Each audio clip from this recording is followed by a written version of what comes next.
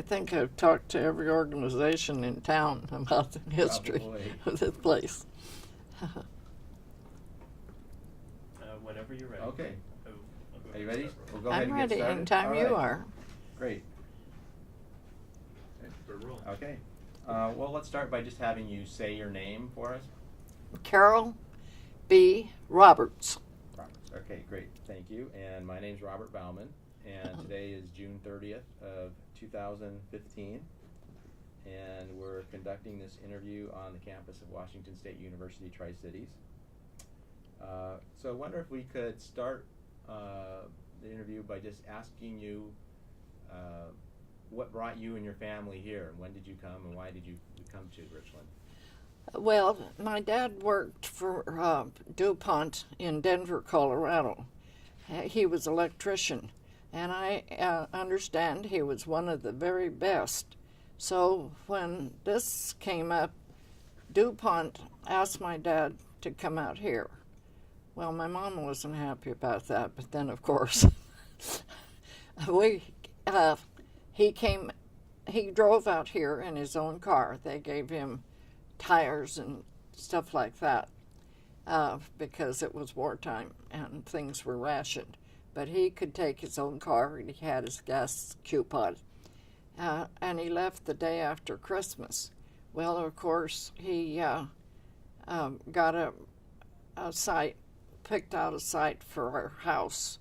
And when it was ready, we came out here, and we landed at Wallula Gap, only it was Wallula Town at that time, and to change trains. And we were supposed to go all the way into Kennewick. But my dad was waiting in Wallula. He couldn't wait for us. And it was June the 20th, 1944, that we landed here. But my dad picked us up. It cost $5 tip to the porter to get us off the train. Because we were supposed to land in Kennewick, you know. I don't know how they ever explained how 5 people disappeared from that train. But anyhow, he was sent out to the B reactor first. Of course, he landed in Pasco, and Pasco didn't know anything about it, but he finally managed. And he was one of the few well, I don't know, people that weren't higher up that had a Q clearance to go to all the areas. And that's how my mom and sisters and I got here. And then when my husband got home from the service after, it was in October after he was with the occupation forces in Czechoslovakia. And he came home October the 21st, 1944, and went to work for DuPont. And that's how we got here. And so what were your parents' names? My parents' name was Bubner, B-U-B-N-A-R.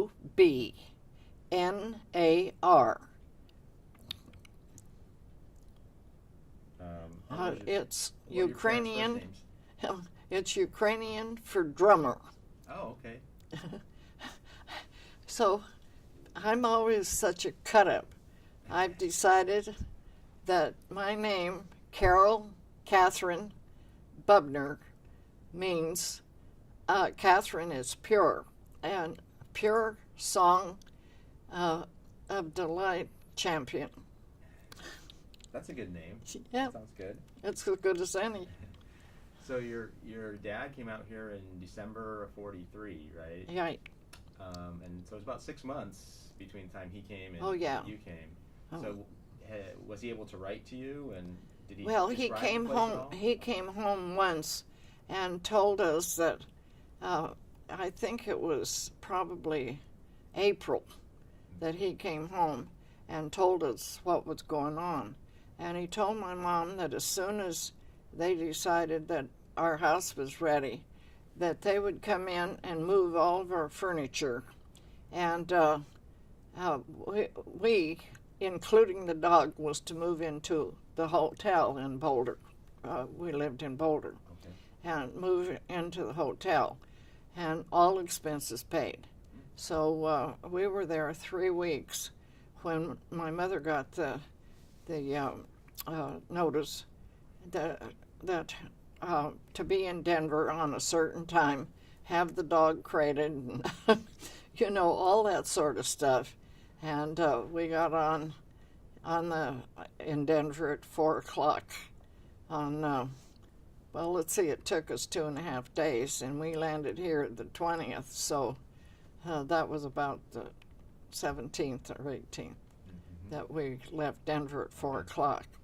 Well, we weren't allowed off the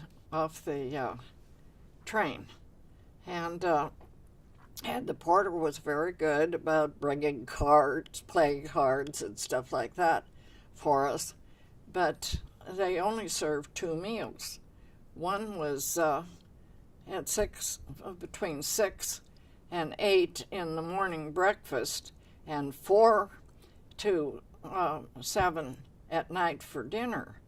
But this wouldn't hold kids. They get hungry in between. Well, I've always had an idea. So I said to the porter, if you'll let me off, because they used to sell sandwiches and stuff in the depot station there. I'd go buy some egg salad sandwiches and stuff for the kids. And he hemmed and hawed about it, and we came up with $5. And that was a lot of money back then. So he turned the other way, and I slipped out of the car, got some food for the kids. And I don't know whether I would have that kind of bravery today, but I sure didn't want those kids hungry. So anyhow, like I say, we got here, and our house was ready. It was supposed to be ready. Well, when we stepped out of the car, and our feet went dust all over the place, all over our shoes. My mom started to cry. She didn't want to come anyway. And she says, Johnny, you have brought us to a lot of places, because we lived in coal camps. He was very well, because electricians weren't very rare then. So anyhow, we went in, the lights weren't on, the water wasn't on, and so we had to spend 3 days in the transports until we got ready. Well, that didn't suit my mom either, but anyhow, she always wanted to go back to Walsenburg, where her mother and brother and my sister were buried, and she wanted to go back. And that's all she talked about. Then all of a sudden one day she said, no, I don't want to go back to Walsenburg to be buried. I want to be buried here, and I want to be cremated. And so that settled that. We didn't have to worry about anything else. But then my dad was offered a job in Hawaii as electrician after the war. Getting Pearl Harbor back in shape and all that sort of thing. And he would be there for 2.5 years.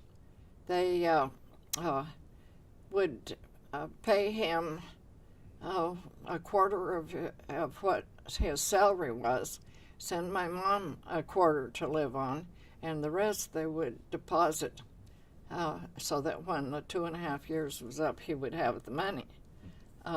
Plus interest. Wow. I don't remember. I think interest was only about 1% or something like that, which is better than what we're getting now. Yeah. And my mom said absolutely not. She wasn't going to be by herself. And And we were all able, my sisters and I, except for my baby sister, we were all able to take care of ourselves, but no, and help Mom, but no. My mom didn't like change at all, so he just stayed here until he got sick. And he had cancer of the lung, and of course he was given the benefits but it was, he died at 65. Anyhow, it was something like 25 years after he died that they notified me that we had money coming, and so it was $75,000 for me and my one sister that was living. And that was so much fun. Not having to worry about taxes and just spend it any way you wanted to. You didn't have to budget for it. And so all my grandkids and all of us, the whole family, I divided the money up. And I don't know what my sister did with hers. But anyway, it was a fun time. Now, was this cancer as a result of working at Hanford then? That's what they said, that it was whatever it is that caused the cancer. But it was funny. We had an expo over at it's the Red Lion Kennewick now, but we was going around to the different vendors, and I came to this one and I saw this picture of the day's pay and I said to the girl that this is what my family here, and she asked me about my dad, and she said, I think he's eligible. So she took the information, and first thing you know, they called me and told me all about this. And it took 3 months to get the money.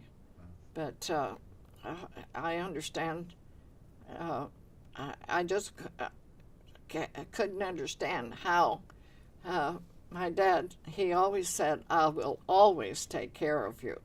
That how he could manage even after all these years to be sure. But it's been a good life here.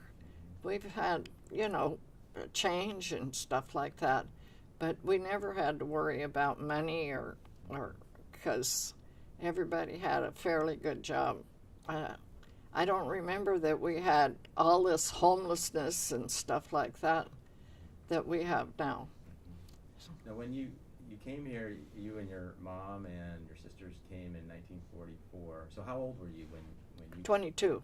Okay. And how old were your sisters? Well, Dorothy was 4 years younger than me, so I was 22. She was 18. And then my sister Evelyn was 6. She was my folks' afterthought. And then, but you were married already, right? Because your husband was yes, in the service? I got married after I finished nurse's training. You couldn't marry and be in the nursing class if you were married. So, but I didn't take the certification tests in Colorado because I knew I was going to be coming here. But when I got here, I fully intended to work as a nurse, but my dad had never been happy with that decision. And he says they really need teachers. And so I got my emergency teaching certificate. And I didn't have a steady class. I was a substitute in various places. And then after the war, they told me I had to get my teacher's certification. Well, I wasn't about to go through all that.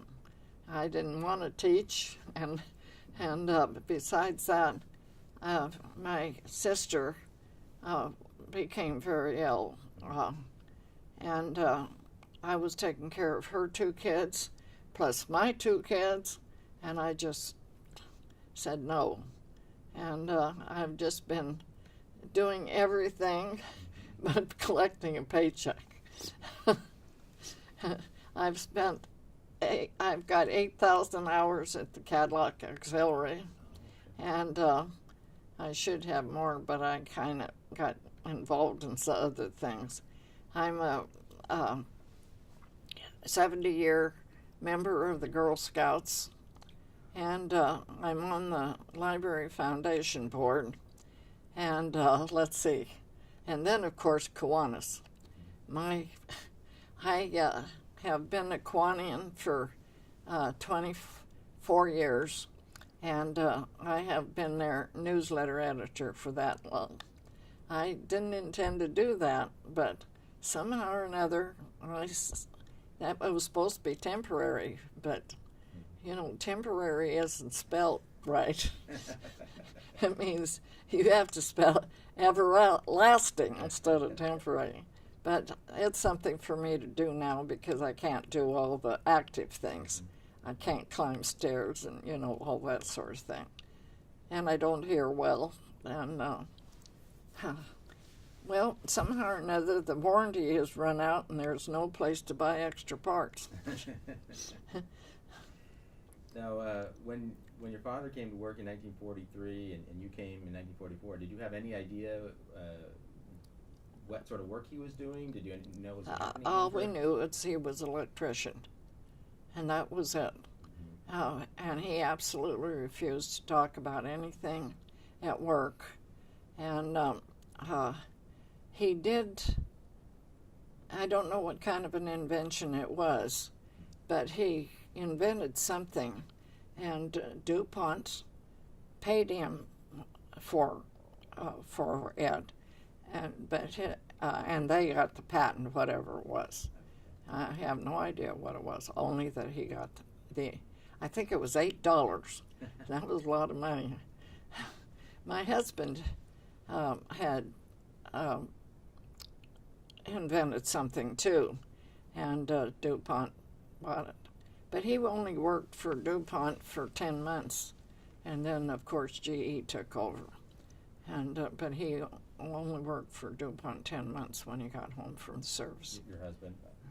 Mm-hmm. And what sort of job did he have? He was the chief power operator for the N reactor. And his only boss was in Washington, D.C. He was in charge of everything, the powerhouse. And then he got sick, and he had worked for them for 32 years, and then he passed away. He had cardiomyopathy, which was very new 32 years ago, that he didn't know very much about that. But now they know all about it. They know a lot of things. Yeah, right. So, when did you find out, what was being made at Hanford, the role that Hanford was playing in the war? Was it after the atomic bombs were dropped? And that was something else. My mom and dad and I were out in Grandview picking peaches when the bomb was dropped.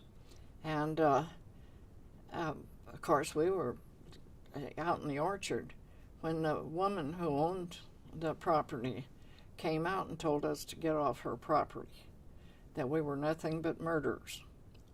And we had no idea what she was talking about. And anyhow, my dad tried, and she says, take those peaches with you. My dad tried to pay her, but she said, no, I won't take blood money. So we came home, turned on the radio, and of course we knew then what had happened, that they had dropped the first bomb. And then the fire sirens alarms were the fire stations were supposed to turn out when the Japanese surrendered, but they didn't surrender, as you know. And then they dropped the other bomb, and they still didn't surrender. So the higher ups, Truman and all of them, they didn't know what they were going to do because they only had 2 bombs, but they weren't going to let the Japanese know it. But finally, on the 14th of August, the Japanese surrendered, and the official surrender was signed in September, making the total war over with. And MacArthur signed the papers. Well, I don't know if you wanted to know that, but that's what I remember. Right. So what was the community of Richland like in 1944 or 1945? Well, I'll tell you. We had a bunch of alphabet houses that had been built, and there were no paved streets. And sometimes you'd go someplace, and when you wanted to come back, there was no street there. They had done something else. And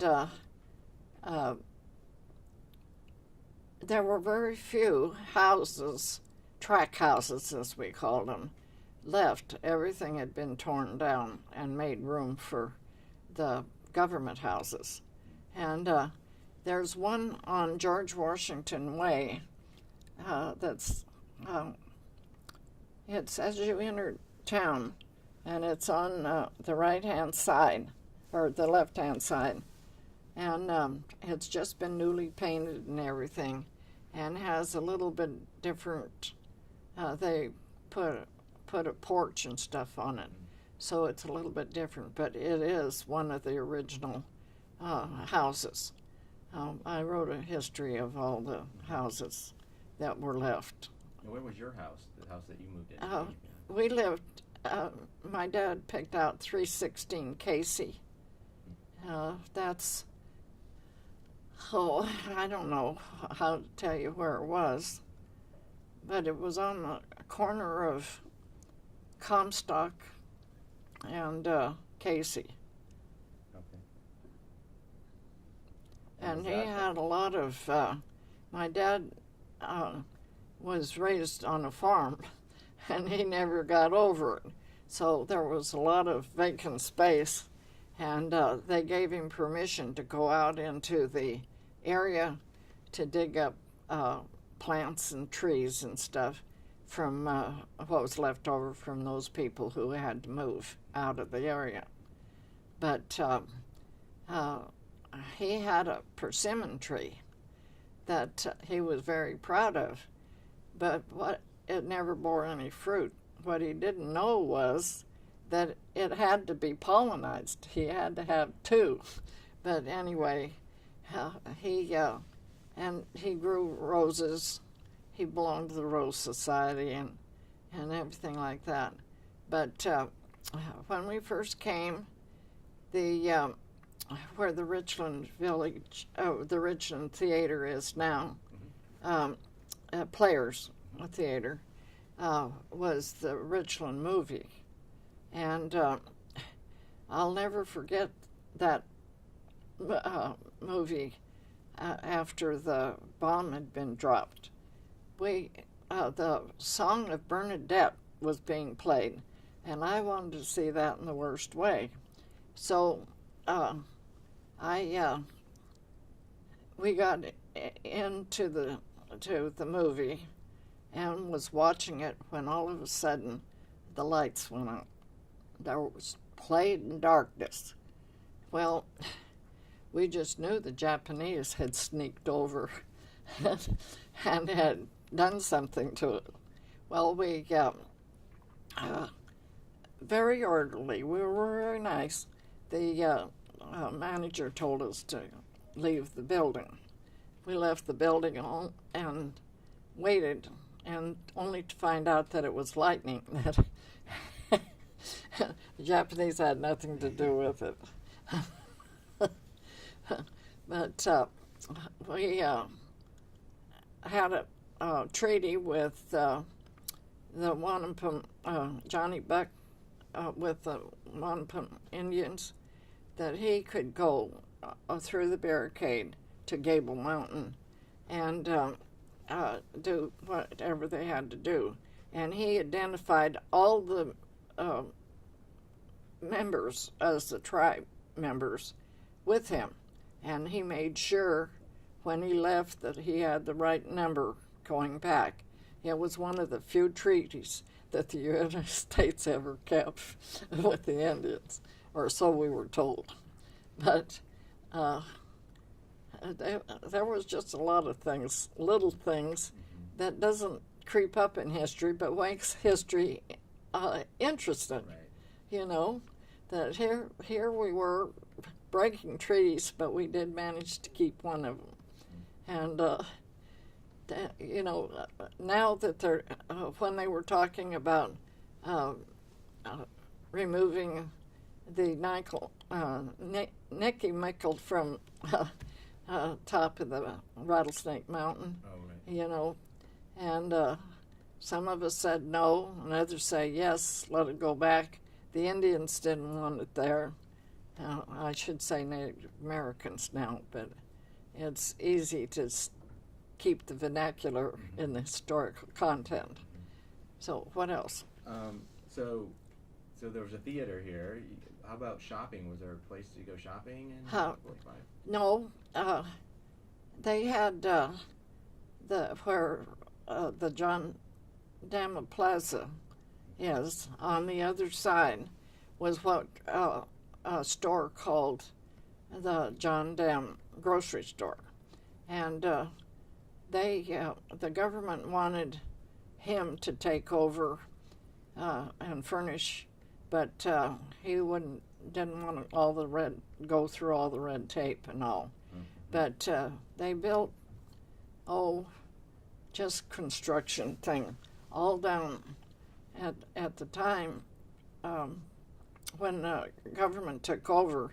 George Washington Way was called Benton, and they had the grocery store, and then they had the beverage store right next to it, and then where on the corner they had the post office, and we had to go get our own meal. They didn't deliver, of course. And if we wanted to go do any shopping, real shopping, we had to go to Kennewick or Pasco or Walla Walla, but you had to have a C gas stamp too. If you had used your C gas stamp, you were grounded until the end of the month when you got your new stamps. And then, of course, we paid for meat with red stamps and canned goods with blue stamps, and we had shoe stamps and sugar stamps, and I don't know. Anyhow, I still have partial ration book in my collection. So that was kind of interesting. But I remember one time I went to the store for my mom, and I went on the bus, and they dropped me off. I got what we wanted, went up to the cashier, and she wasn't exactly friendly. And I handed her this $10 bill that my mom had given me, and she said, I want so many blue points and so many meat points, whatever. And I said, yeah, and I handed her the 10 and was getting my book, and she said, I said, I want. And I said, okay. And I got the stamps out and picked up my things and left, only to find out that I still had the $10 bill when I got home. Well, I'm one of these people that money doesn't mean very much to me. I mean, as long as I can have enough to buy food and buy a toy for my grandkids, I'm okay. And anyhow, and pay what bills I have. Then I didn't know whether I wanted to go back up and give her the $10 or whether I should keep it. Well, I finally decided I'd just keep it and put it in the church collection the next Sunday. And that's what I did. And I don't know, I hope she didn't get in too much trouble being $10 short on the cash register. Right. So, and then they would get shipment of things through the day. And one of them was towels, bath towels.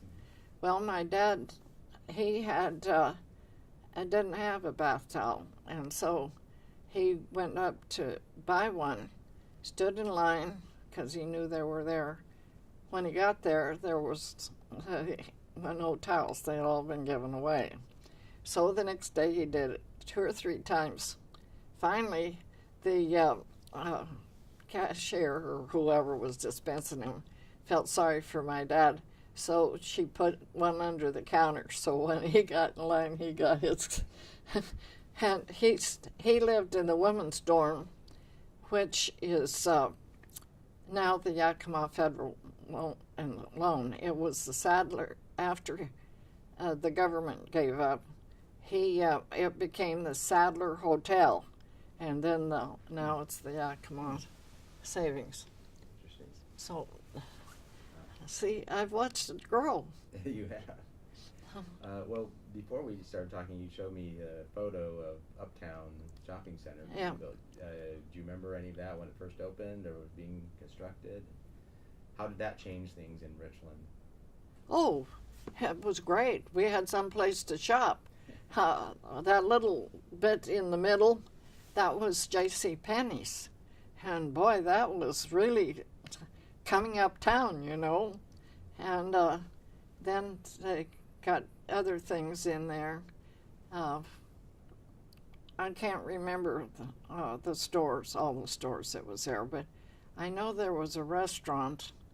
But John Dams Plaza was called the Volunteer Park before the government took over, and the Women's Club took care of it. They mowed, they watered, they dug holes for the trees, and so part of that is still probably about 100 years old. And I'm very proud of it because I'm belong to the General Federation of Women's Clubs too. And but the fact, we didn't think about sprinklers. I guess they didn't think, well, we didn't have them maybe, sprinklers, but they toted hoses and, like I say, mowed the lawn with a hand mower, you know.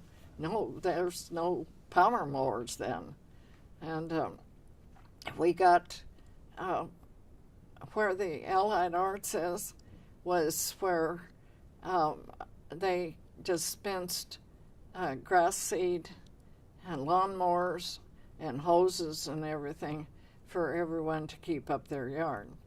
And and then the garbage, we didn't put the garbage cans out. They came and got them and emptied them and brought them back. And then they also furnished the coal. And just before winter would set in, they'd fill our coal bins in the basement. And we didn't pay, we paid rent, but it included water and all that we pay now. And I can't think of anything else, but they took the rent out of the paychecks. And when my husband came home, we lived in a bee house on Marshall. And they would dump the coal in. And one time they left the window open where they dumped it, and we got overextended with mice and had to get that taken care of, set traps and stuff, because, well, I don't know as we had the rat poison and stuff that they have today. But well, they don't even have. Well, they do have rat poison. Yeah, I don't. So, and you also you mentioned Days Pay a little bit earlier, and you showed me a photo. You're in the photo. What can you tell me about that day? What do you remember about being Oh, I wrote a paper on how, they had the barricade, and you couldn't go out into that area. And but when the Days Pay was, the money was collected by the carpenters.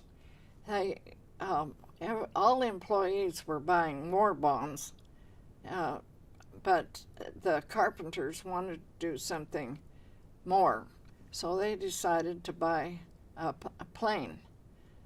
airplane. Well, they raised $300,000 for the plane.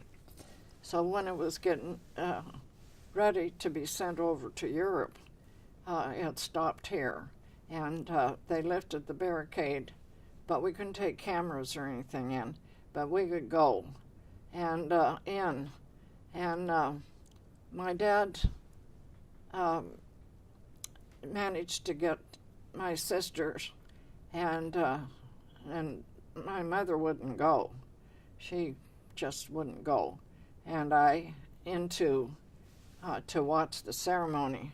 And they, and then I remember, those pilots, they were so handsome in their uniform, watching them. And then they got in the plane, and they took off. They lowered their wings, to say goodbye to us, and sailed off into the wide blue yonder. It was an awesome sight. That great big plane up there against, and it was a hot day. It was July the 20th, 1944. And it was a hot day. I don't know if it was 100 degrees like it is today, but it was hot. And watching it against the blue sky, well, it made 26 missions over Europe, and every member of the crew received the Oak Leaf cluster. And then the plane, after the war, when they took it to Arizona and was there, and then, of course, there was the Enola Gay that dropped the bomb, and they decided that they were going to bring both planes to Richland and have them on display, a park type thing. But by the time they got themselves moving, they had destroyed the planes. So that ended that dream. Although the Miss Tri-Cities boat, for the boat races, they kept it. But it was an awesome sight. Yeah. I can still see that plane up there with blue sky. Mm-hmm. I don't know.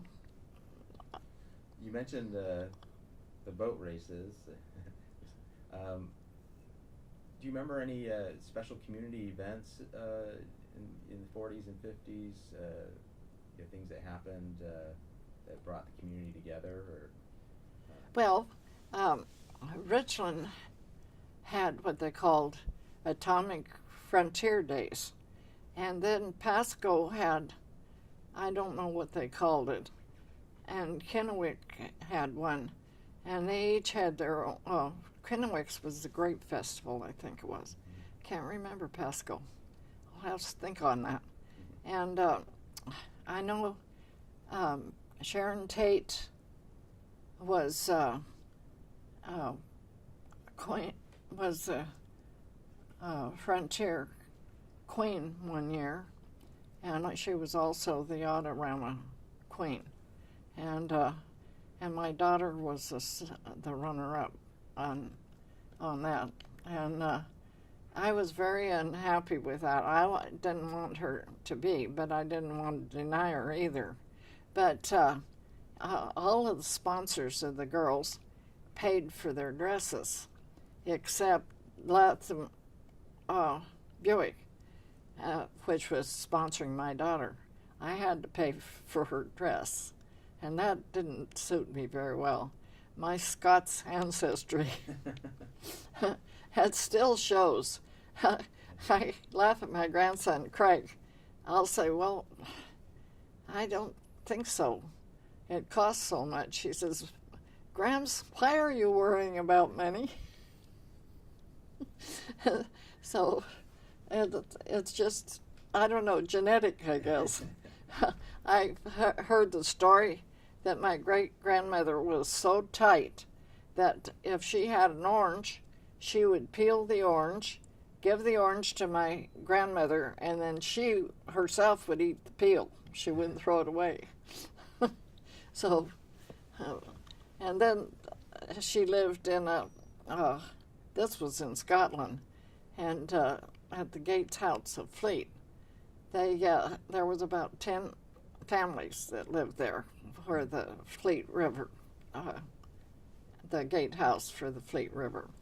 And they would get an ox bone, and then the first one would boil it for so long, and then they'd pass it on down.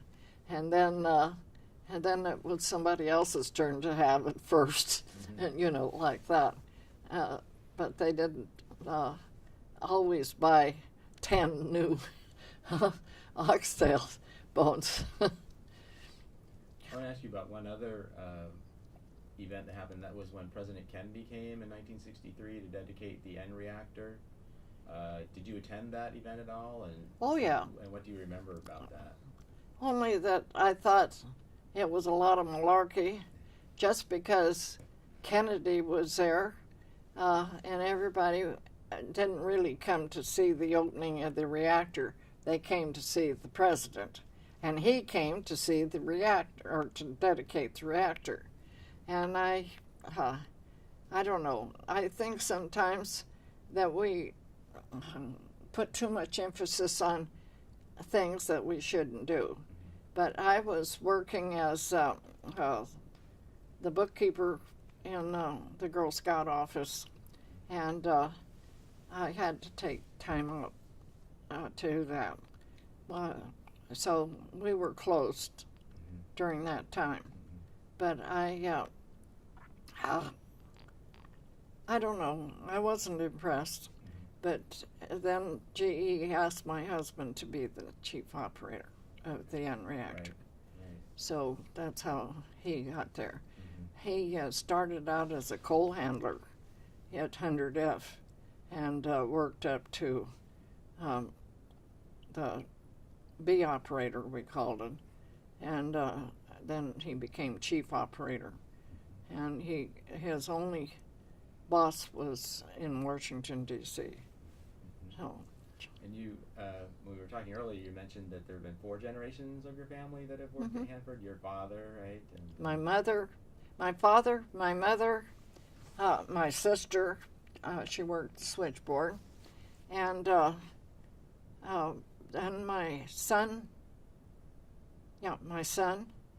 and my husband, and my granddaughter, Corey, worked for Battelle, and my daughter-in-law worked for Battelle. She just retired. And I think that's all of them. But there's 4 generations there. So, yeah. I never did work in the area. I just worked being nosy all around. Know-it-all. I wanted to go back and ask you, you mentioned that when you first came here, your mother wasn't especially happy about the place. What was your first impression of the place? Do you remember what you thought of the place? Oh, I thought it was start of a big adventure. I really did. But what did young people know? And we were only supposed to be here 5 years, and then it was supposed to be all over. But somehow or another, the birth of the atomic age created a lot of things that they thought they could use and carry on. And a lot of people did go back home after the bomb was stopped. And but we didn't. my dad was happy with his job, and Mom had kind of, well, settled in a little. And I think she decided when she wouldn't let Dad take the Pearl Harbor job, that she'd better better do something. But like Cadillac Auxiliary or Cadillac Hospital, I can remember when it was built, and they moved the hospital from Hanford to Richland, and it was kind of a cross thing. One wing was for the dental offices and stuff, another wing was for the pediatrics, another wing was general, and then they had the one wing for psychiatric, but they only had one bedroom in it, so they didn't figure people were going to lose their minds. And then it was in, I think it was in it had to be, I was president of the auxiliary 84 to 86, so it had to be 82 when the hospital was opened, built, and it was 3 stories. And but the top story was used for years just as storage because they didn't have enough beds. But one story that we really enjoyed was somebody was sleeping in the beds, and we didn't know who it was. But we do knew the bed was left unmade, and there was no, the sugar and crackers and stuff in the ICU thing. Every morning it was empty. Well, they never did catch who it was, but it was about 3 weeks before it finally ended. But we thought it was funny that we couldn't catch him. And we were sure it was a man. And another time,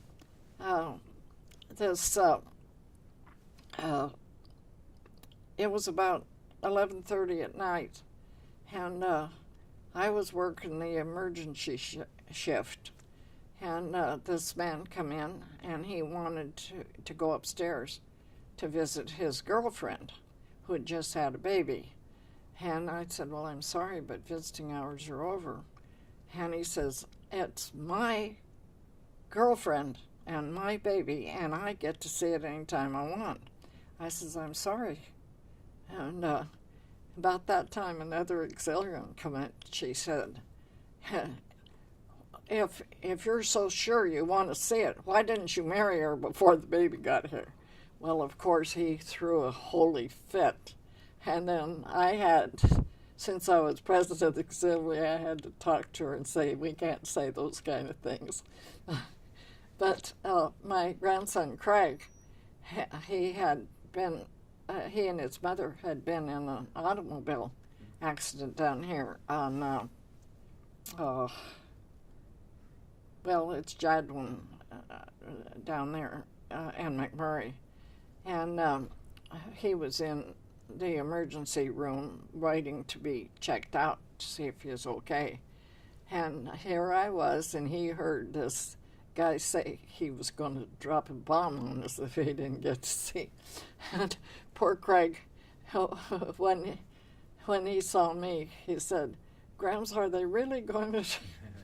I said, no, he isn't. But he was only about 8 years old, and it really sounded something. So I have a lot of stories like that. How long were you with the auxiliary, or how long have you been with the Cadillac auxiliary? 34 years. Okay. I got 8,000 volunteer hours. Mm-hmm. Right. And I was the gift shop coordinator, whatever. And I was also the printer's devil, as they called me. I helped the printer with printing all the manuals and stuff. And one thing that we did when AIDS first came on the scene, and we first started talking about it, the public health wanted to a manual to have classes to show how to take care of these patients. And so somehow or another, Cadillac Print Shop got involved.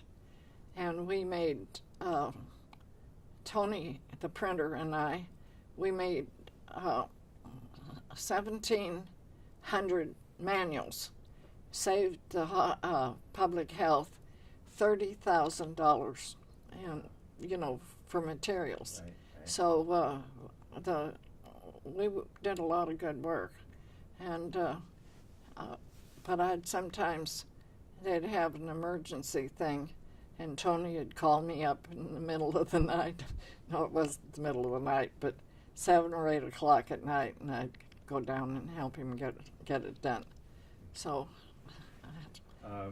So you've been here since June 20th of 1944, so 71 years now.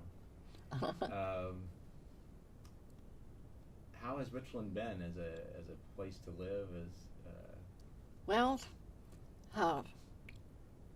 I grew up in coal camps, so it was different. I didn't have to carry in coal. I didn't have to carry in water. But my dad always made sure that we had electricity in the house we were living in. And I never did feel that I was needy or anything. I mean, my sisters and I had a great time doing whatever we wanted. Maybe it was hard on my folks, I don't know. But my dad always had a job. He never had to go on WPA or anything. But he did go away a lot to jobs other places, and we stayed where we were for a while. But I don't know, there was all kinds of things that, like explosions. I remember one of my dearest friends, her father was in an explosion, and they had to leave. And then we had a lot of foreigners, and especially and they were called Mexicans, not Hispanics, Mexicans that were there, and they didn't speak English. So we learned even how to swear in Mexican. And but the equal rights things still weren't. They hired these people, the blacks, to work in the mine, but they couldn't live in the camp. They had to live across the railroad. And one of my dearest friends was the cutest little black girl, pigtails and all, and we were in the 4th grade. And we'd walk home together, but she couldn't come into my house. And so I'd walk with her to her house, but I couldn't go in her house.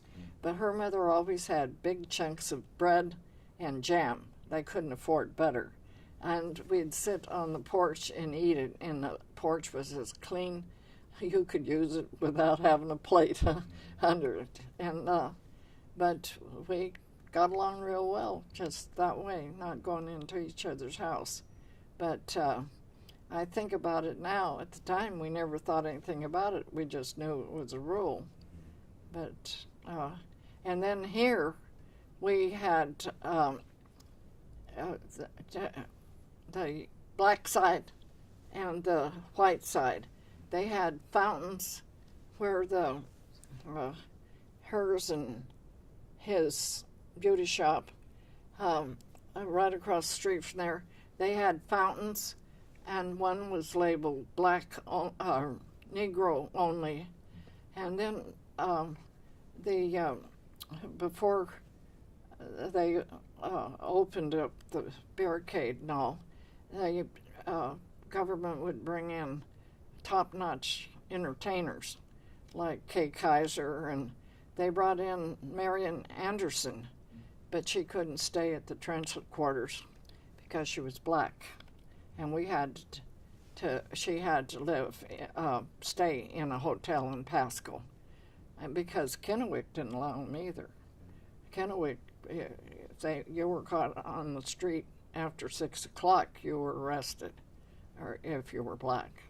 So, I don't know. We've come a long ways, but yet we've got a long way to go to really understand each other. You've seen a lot of change in Richland, I imagine, over the years. Oh, yeah. Oh, yeah. A lot of growth, obviously, Yeah. in terms of population. Yeah. I was thinking about the barber shop, Ganzel's, and how their chairs were always full of the people getting their hair cut. But I cut my husband's hair, and my mom cut my dad's hair, so we didn't have to worry about barber shops.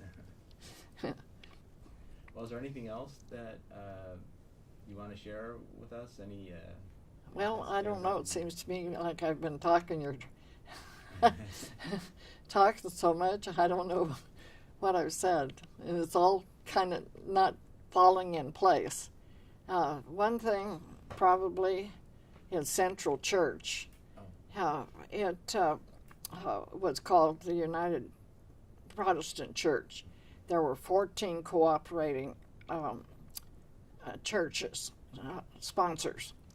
And the Sunday school was held in the Sacagawea, which is torn down as a parking lot now, Sacagawea School, and the church was held in the high school auditorium. And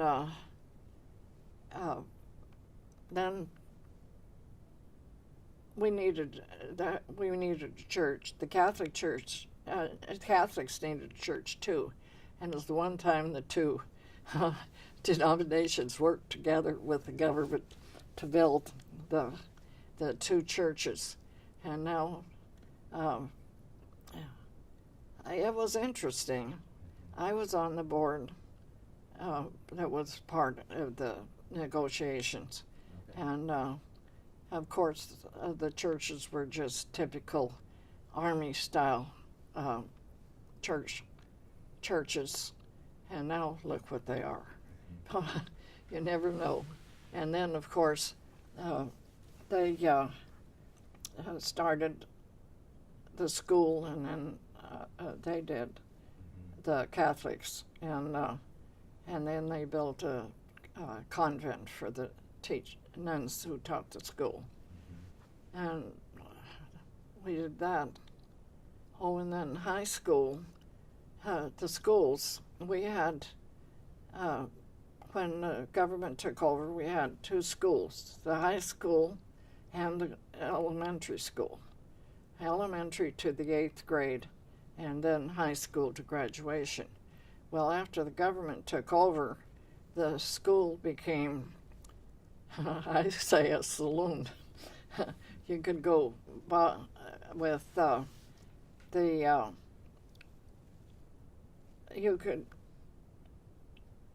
anyway, the blue laws in Washington said that women could not sit at the bar. And so we had to sit, not that I ever was in there. I use we, yes. Our family was teetotalers, so we, and my dad, everybody. But they had to sit at the table. So, and they couldn't be served unless they were sitting at the table. But they weren't even supposed to be in there unless they. So that was kind of unusual. And then Howard Amon Park, they had the government had changed it to Riverside Park, and had stayed Riverside for a couple, 3 or 4 years, and then it was Howard Amon Park before that, and the family as well as a number of other people wanted to name back to Howard Amon, and they changed the name. But when the flood came along, there was a gazebo that they had band concerts on Sunday and all, and when the flood came, it inundated the swimming pool and took the gazebo away. And they, of course, couldn't have the swimming pool because it was contaminated, and that's when they built the wading pool. Oh, okay. So, I don't know. There's a lot of stuff, Yeah. but I could talk all day, I guess. I'm just proud of what we accomplished, but I was proud of what we accomplished in the coal camps too. I mean, we were very close, and there was a lot of funny things that happened in the camp, and but we all, the teenagers, we were all together. We didn't separate into different groups. And then when the gypsies came to camp, that was something else again. We were very, very sure that one of us was going to get taken away with. The gypsies took kids. But my thought always was, they got so many kids, why do they want any more? Why do they want to take somebody else's? But you know, kids, they think things that other people don't. And unless you have something else, Yeah, this has been very interesting, very helpful. A lot of memories about Richland. And I have a lot of papers that I've written. I have written a paper, and it won first place, grand prize in a creative writing contest. It's called Modern Pioneers, and it tells about all the things that women did in Richland, and to bring it into modern world, with Pat Merrill being the first mayor of the city, and then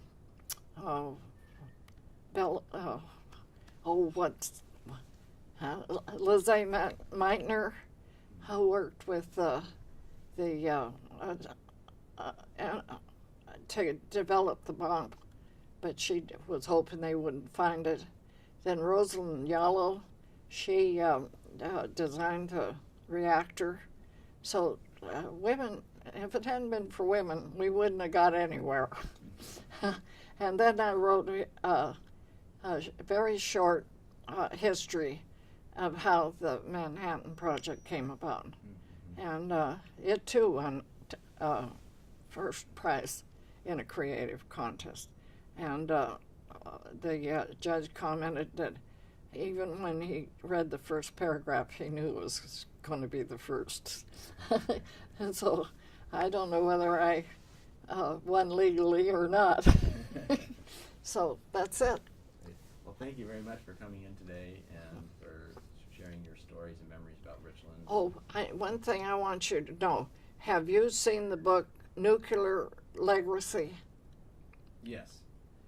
That, I think we need to get that back in the schools, because it does tell how we came about from the Indians, and then the Russian side of the kids writing about that.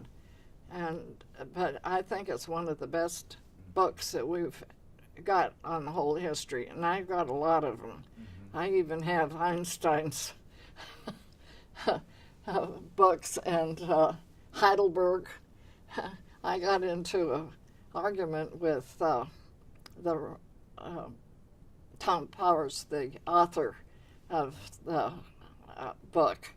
He came here mostly, I think, to sell books, but anyhow, I suppose he said that we did not need the atomic bomb, that it was to this and that, and he made a couple of comments, and we were all there listening, and I challenged him on what he said.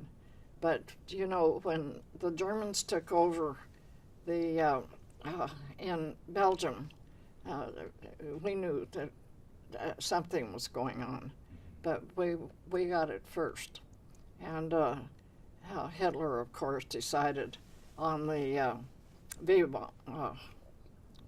V-bombs. What was it called? Something. I can't remember the name now, but anyhow, he thought they had enough power to go across the channel to London and bomb them. So that's it. So. All right, thanks very much. Hold on just a second. You need to take your The microphone. off. Oh. Thank you very much. For Okay. Appreciate it.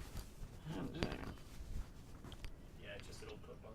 Oh, you can just put it down by the desk. okay.